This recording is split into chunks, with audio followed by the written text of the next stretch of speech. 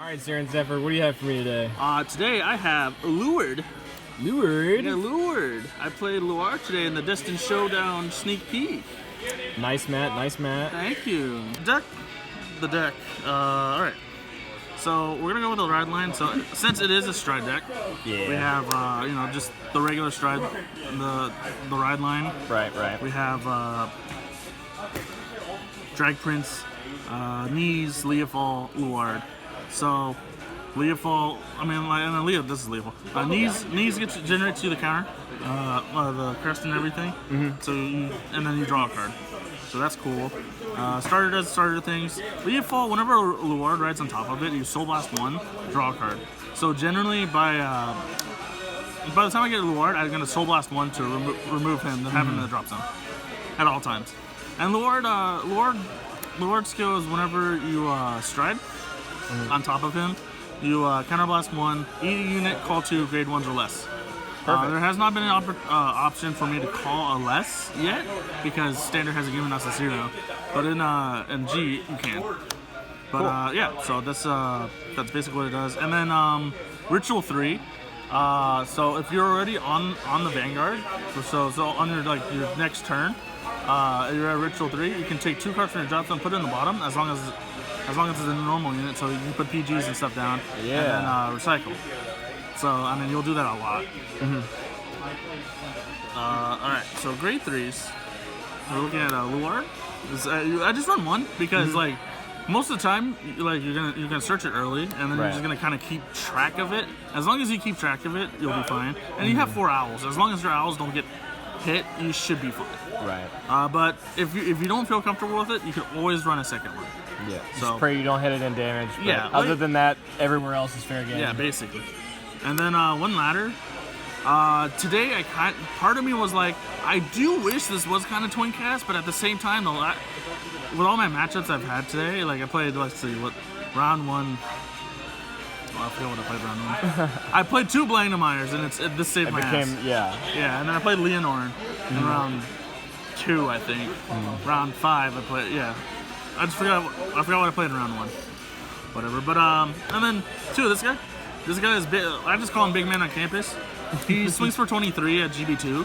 So if you have 2 face-up G units on Vanguard and rear on G zone, he swings for 23.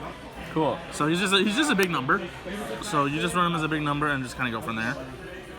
And he's stride using him draw. Oh yeah, and then you use him to stride. Yeah. But generally, that's only whenever you go, whenever you need to, whenever your first grade 3 turn, and then you go second, you just pitch in the draw. If not, if you don't have him, you just don't have him. You need him as a unit. Yeah. Grade 2s.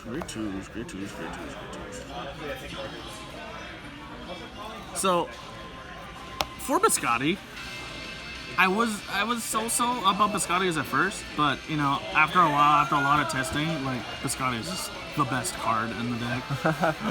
Not entirely the best card, but okay, but it's a really good card. Very, very good. So especially when you open up with her and you go second, you pitch her, you draw 3 cards. Wow. That's pretty good. That's pretty good, right? So you run 4 of her. That's great. You can't use her Persona Ride ability, but and then she's also good at whenever you guard with her, counter blast 1, or energy blast 1, energy blast 3, and then just draw a card. Yeah. Which comes in a lot more than you think. Yeah. Very good utility unit. Very good utility unit. So this list isn't entirely mine. I saw it on Twitter. I forgot who it was, but I'll put it in the description. Yeah. So run 4 of her. I don't like running her at 4. However, she has been the most important card in the deck too. So she helps a lot if you see her early. If you see her early, with Biscotti, these are the 2 cards you want to keep in your hand. So you just use her and have these 2 in your opening, and you're fine because you only won one of the order. So on placement, Soul Blast 1, search your deck for the order, and then add it to hand. Then you can play the order. And then whenever she's moved from the order, she becomes a 10k. Oh, cool. So, yeah, it's just pretty good. We run 3 Morfessa. Ah, I thought I was running 4. I guess I'm running 3. Okay, but I run 3 more Fessa in here. She's a 15k if I have a crest early game, so that's pretty good. And then if I have 2 face-up cards in my G zone, I can attack, counterblast 1, search for a card, and search for a ritual card and call it. So you're able to do the multi 4 or 5 attacks on your second stride turn if you go into the second one. And then to wrap up this, we run 2 of this. This wasn't the deck list that I looked like. I hate this card. This card actually actively lost me games today. Almost made me lose games today. So so round one, I think I was about to lose. Mm-hmm. Well, I played Vanguard round. That's what it was. I was about to lose, but then because I didn't have 3 units, so I used Biscotti Guard and I drew into a crit trigger and Guard, and I was like. But apparently what this is, it's a blitz order that gives my Vanguard 15 if I have 3 units on the board. And then if your opponent has a Vanguard that's been ridden by an ability, then it becomes a 30 card. So that sounds really good on paper. However, I don't like it, so I'm gonna probably replace it with painkillers, realistically, because there are times where I don't open up with this, so I don't get my grade 1 early. So it's kind of bad. But yeah, and then This order is actually the biggest MVP today. So you use this to move a card on your rear guard that's not being attacked, and then you put in guard circle. So a lot of the times when I would go into Luard, I search my deck for a PG and call it with Luard skill. So that's been fun. So I've been doing that. Tutoring PGs is nuts. Tutoring PGs is nuts. So and being able to recycle them with Luard's ability is just insane. Grade 1s.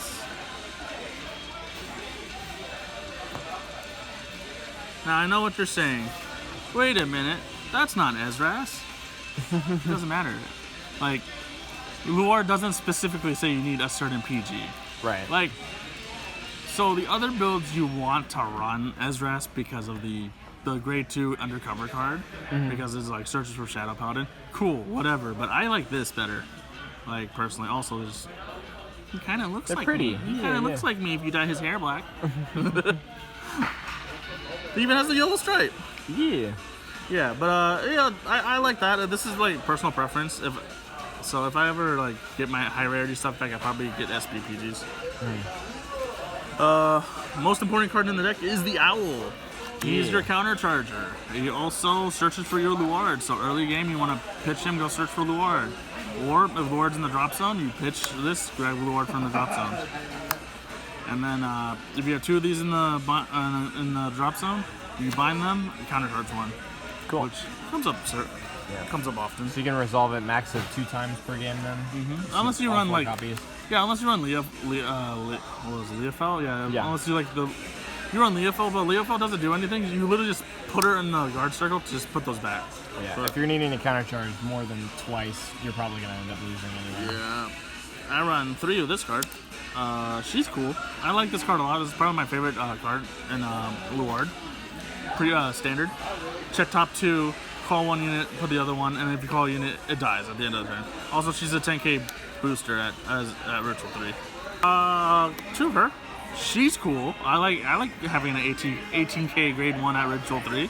And then if you flip over a G zone card, it's 23. Pretty good card. I like this a lot. Your soul charge is not mandatory, and then give something +5. But I like being able to soul charge so I can keep playing. Thin out the deck a little bit more. But that's it. 2 of this. Might want to bump this up maybe if I don't run painkillers. But 10k interceptor, so a 10k interceptor and 10k just regular card. 10k guard at Ritual 3. And then her. Yeah. I've never had to use her, and the one time I needed to use her today was against Leonor, and I fucked up. I didn't go she was in the drop zone. Yeah, it was there when I needed it, but I didn't put her back, so I kind of messed up.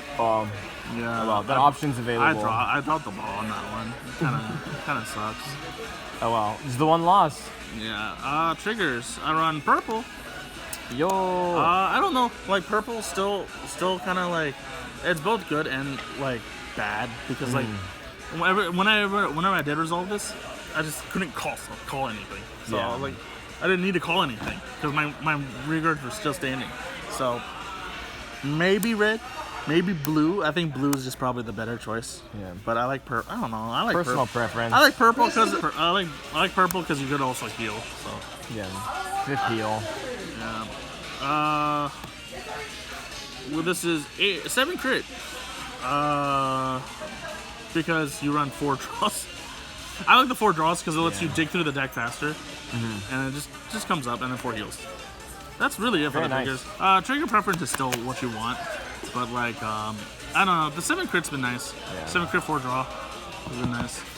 So there's that. Outside of that, we just have our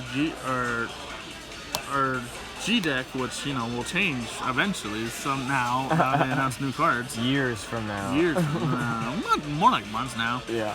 And there's this is on attack ritual 3 call another ritual card, and then this one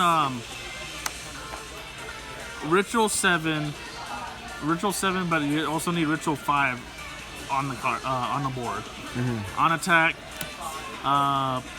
So if you have the ritual 5 on the board and you hit ritual 7, he gets +10 in the crit.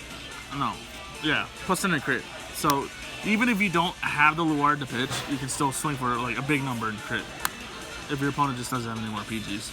Then after that, you just if you pitch Luard, he gets a guard restrict and an extra drive check. So 4 drive checks is pretty nice. Yeah. Check for Elementaria. They don't have it. You win game. Oh my god, everyone had Elementaria today. And I was like, please, let me kill you. It was fun. I enjoyed the event. It was kind of rough, but... Anything about matchups? So, my only problem with this deck, this was my BCS contender, but my problem now, after today, was like,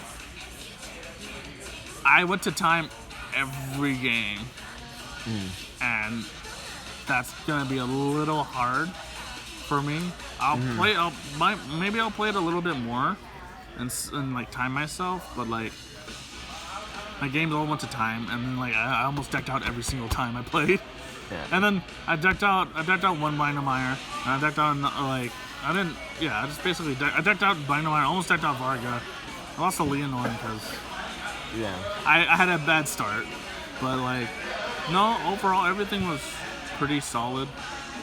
Like this deck is good. Like I said, the only change I want to make in here is that order to be painkillers, but outside of that, that's good. All right, perfect. Yeah.